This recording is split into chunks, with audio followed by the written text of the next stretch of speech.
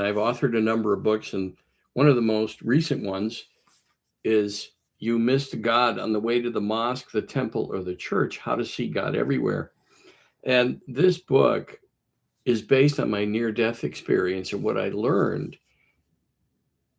after going from intensive care 1 second to one with everything and nothing, one with God, one with the infinite. And I can tell you, there was only the now. There was no past and future, no past or future, only the now. I call it the now on steroids because there was also none of this little thinker, this what I call the acorn brain that I trademarked. None of that went with me in my experience. I don't try to convince anybody of anything because I do say never follow anyone or anything blindly, even religions,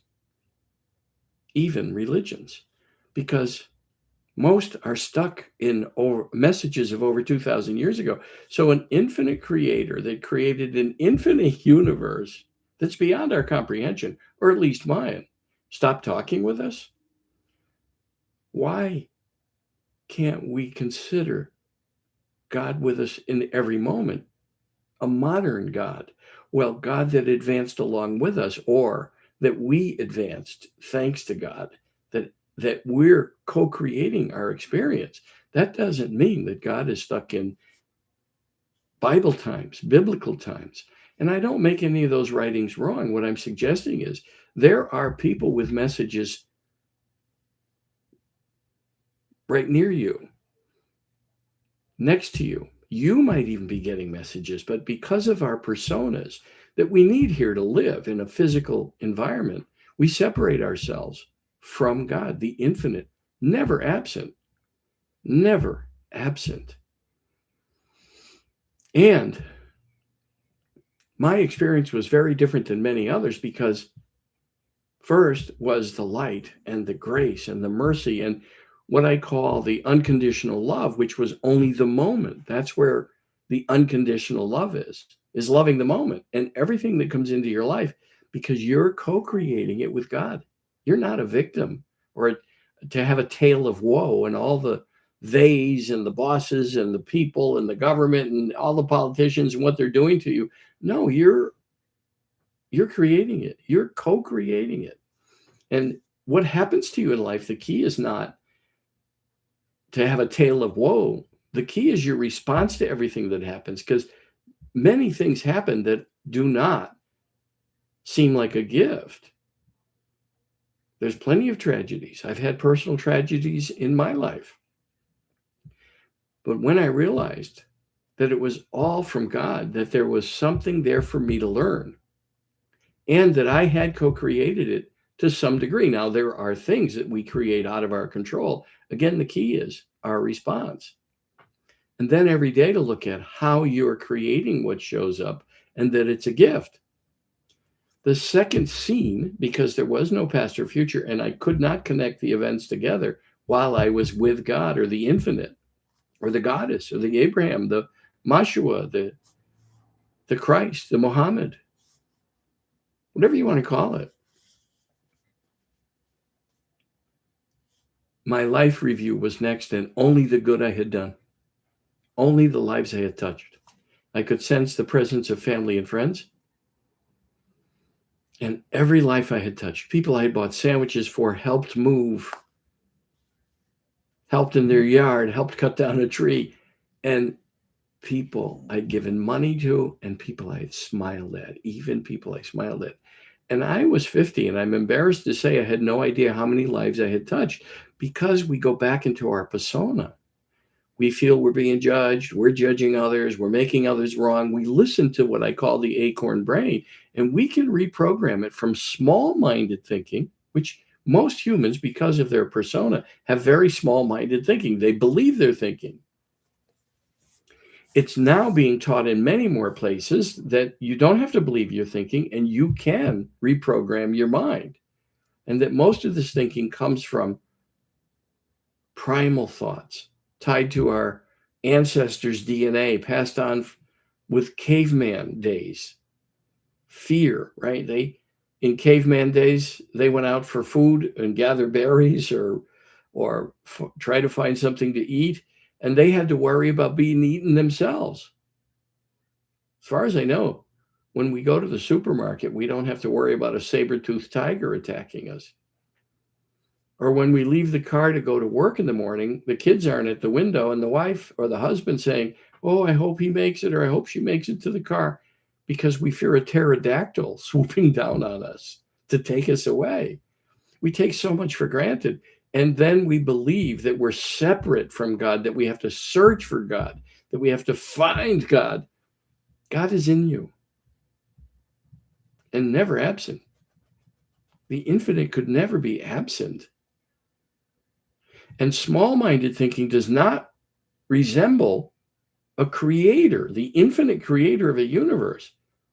We are small-minded. That's why we're stuck in beliefs that are thousands of years old and believe that's the only way. That's small-minded thinking. There's many other ways. Knowing that God is with us always. In the 1600s, Baruch Spinoza wrote The God of Spinoza.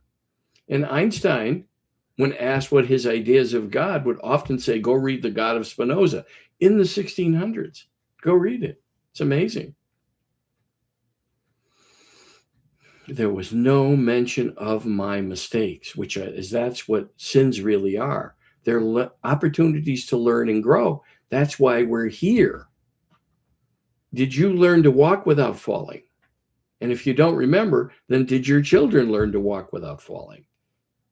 If you don't have children, did your neighbor's children or your nieces and nephews, did anyone as a child, you're in a park observing children just learning to walk, did they ever not fall? That's the human experience. We're going to fall. The key is to learn and grow. And if you don't learn the lesson, perhaps it'll repeat. What you resist persists. It continues to show up until you get it. That's the gift of life. And there was no mention of any of my mistakes or what religious leaders call sins. And that was created to manage people, keep them afraid. And fear is a natural product of this acorn brain. There's no reason to fear anything. Go live your life. Don't fear death. There's this moment, and then what I call it what's next. We go from this to that. In an infinite universe, energy cannot be destroyed. You just transition to another form. And let me ask you this question. Which one of your children would you burn in hell because they make a mistake? Now, people react to that with, oh, no, Steve, I couldn't do that. Then that means you believe your love is greater than God's? Your love is greater than the creator of a universe?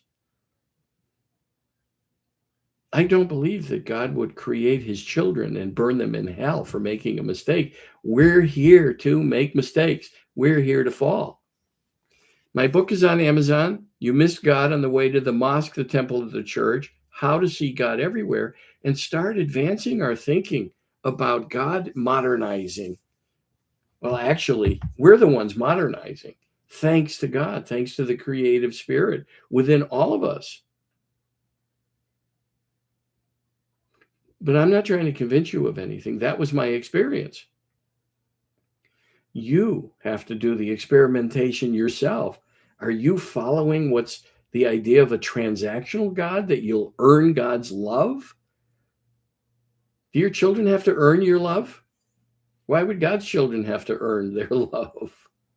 Again, that would mean your love is greater than God's. Unconditional love is loving the moment and everything in it and seeing it as all God, all a gift from the Creator. I suggest experimenting with changing your mind, reprogramming your mind. If you're a self-limited thinker, always in a tale of woe, you're a victim of circumstance instead of a master of circumstance. Start deciding you're going to create something with God, and that you have been anyway. If you have a mess in your life, you created the mess. The same power. You have the same power to create what you want by changing your thinking. Test it. Prove it to yourself. Never follow anything or anyone blindly. Now, I don't make faith wrong or religions wrong, because there's churches have wonderful communities. Interesting that many are going to places like Africa to help villages find clean water and or help them develop filtration if they need it, clean sanitation, and medical supplies. We're helping others. Fascinating. Updating. But yet God hasn't updated? No, we are still stuck in a belief from thousands of years ago. That's not where God resides. God moves on. And people, there's messages from thousands of people over the generations that could be considered prophets, except that if it doesn't fit a traditional belief, then people make them wrong. They make that message wrong because of this acorn brain, the small-minded thinker. The creator of a universe is not a small-minded thinker. Or maybe not. Maybe you think that's it. God is small-minded and vengeful and angry. Those are human emotions. Human, not godlike. But you got to prove it to yourself. If you want to read more about my ideas and what I experienced when I passed to the other side, buy the book. It's on Amazon. I put the link in the notes. Or you can go to Books by Steve Lentini, or you can go to You Missed God on the Way to the Mosque, the Temple, or the Church by Steve Lentini, and you'll find it. Just consider it. Like I said, I'm not trying to start a new religion or change your mind about your own faith. Faith is wonderful. If it sounds small-minded, it doesn't come from God, the creator of a universe, an infinite universe. It's not small-minded. And God doesn't have any of our emotions. That's our persona created those. We forget that God is always with us because we want life to be a certain way, my way. If it sounds small-minded, it didn't come from God. Test your own thinking and get the book if you'd like. You Missed God on the Way to the Mosque, the Temple, or the Church. How to See God Everywhere. Or tune into these events that I will do. All right. Thank you. I'm grateful.